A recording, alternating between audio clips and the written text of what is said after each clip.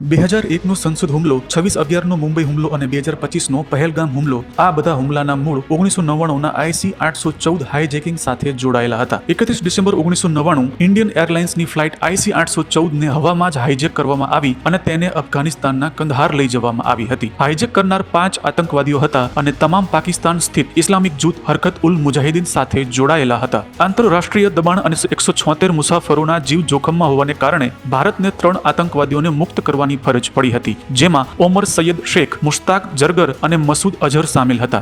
મસૂદ અઝહરે પાછળથી જૈશ-એ-મોહમ્મદની સ્થાપના કરી. આ એક જ ઘટનાએ પાકિસ્તાનમાંથી આતંકવાદની લાંબી સાંકળ શરૂ કરી. માત્ર 2 વર્ષ પછી 13 ડિસેમ્બર 2001ના રોજ પાકિસ્તાન સમર્થિત JEM અને LETના 5 આતંકવાદીઓએ ભારતીય સંસદ પર હુમલો કર્યો. ત્યારબાદ 26/11ના મુંબઈ હુમલા થયા, જેમાં 166 નિર્દોષ લોકો માર્યા ગયા. બધા 10 આતંકવાદીઓને પાકિસ્તાનની ગુપ્તચર એજન્સી ISI દ્વારા તાલીમ આપવામાં આવી હતી અને તેમનું સમર્થન કરવામાં આવ્યું હતું. ત્યારબાદ 2016માં થયેલા હુમલાઓ પઠાણકોટ અને ઉરી, 2019માં પુલવામા અને 2021થી 2025 સુધીના પહેલગામ હુમલાઓ બધા જ જૈશ-એ-મોહમ્મદ આતંકવાદી નેટવર્ક સાથે જોડાયેલા છે. પરંતુ ભારત હવે ચૂપ નથી. પુલવામા પછી ભારતે સર્જિકલ સ્ટ્રાઇક કરી અને POKમાં આતંકવાદી લોન્ચ પેડનો નાશ કર્યો. મે 2025માં ભારતે ઓપરેશન સિંદૂર શરૂ કર્યું, જેમાં 9 લોન્ચ પેડનો નાશ કરવામાં આવ્યો. આ જૈશ-એ-મોહમ્મદને સીધો નિર્ણાયક જવાબ હતો. 1999ના ફ્લાઇટ હાઈજેકિંગથી લઈને 2025ના પહેલગામ હુમલા સુધી ભારત પરના દરેક મોટા આતંકવાદી હુમલામાં પાકિસ્તાન સામેલ રહ્યું છે. પરંતુ આજે ભારત બદલાઈ ગયું છે અને આ વખતે ઓપરેશન સિંદૂરે તે સાબિત કરી દીધું છે. જે કોઈ આતંક ફેલાવશે